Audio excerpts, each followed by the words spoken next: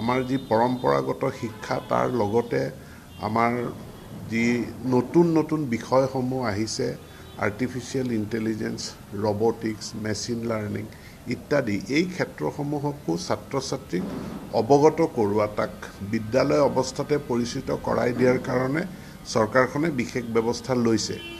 ইতিমধ্যে আমাৰ বিদ্যালয়সমূহত আমি টিংকাৰিং লেব অসমত প্ৰৱৰ্তন কৰিছোঁ আৰু এই টিংকাৰিং লেব অসমত আমি ৰূপায়ণ কৰি আছোঁ IIT গুৱাহাটীৰ লগত এটা সহযোগিতাৰে।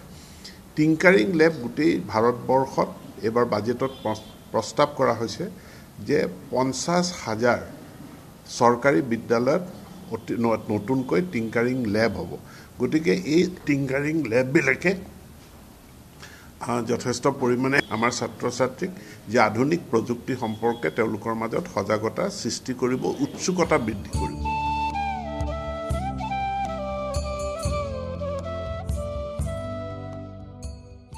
আমাৰ যি পৰম্পৰাগত শিক্ষা তাৰ লগতে আমাৰ যি নতুন নতুন বিষয়সমূহ আহিছে artificial intelligence robotics machine learning ইত্যাদি এই ক্ষেত্ৰসমূহকো ছাত্ৰ ছাত্ৰীক অৱগত কৰোৱা তাক বিদ্যালয় অৱস্থাতে পৰিচিত কৰাই দিয়াৰ কাৰণে চৰকাৰখনে বিশেষ ব্যৱস্থা লৈছে। ইতিমধ্যে আমাৰ বিদ্যালয়সমূহত আমি টিংকাৰিং লেব অসমত প্ৰৱৰ্তন কৰিছোঁ আৰু এই টিংকাৰিং লেব অসমত আমি ৰূপায়ণ কৰি আছোঁ IIT গুৱাহাটীৰ লগত এটা সহযোগিতাৰে।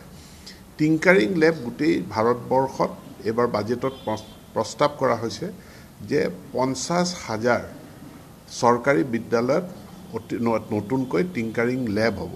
গতিকে এই টিংকাৰিং লেববিলাকে যথেষ্ট পৰিমাণে আমাৰ ছাত্ৰ ছাত্ৰীক যে আধুনিক প্ৰযুক্তি সম্পৰ্কে তেওঁলোকৰ মাজত সজাগতা সৃষ্টি কৰিব উৎসুকতা বৃদ্ধি কৰিব।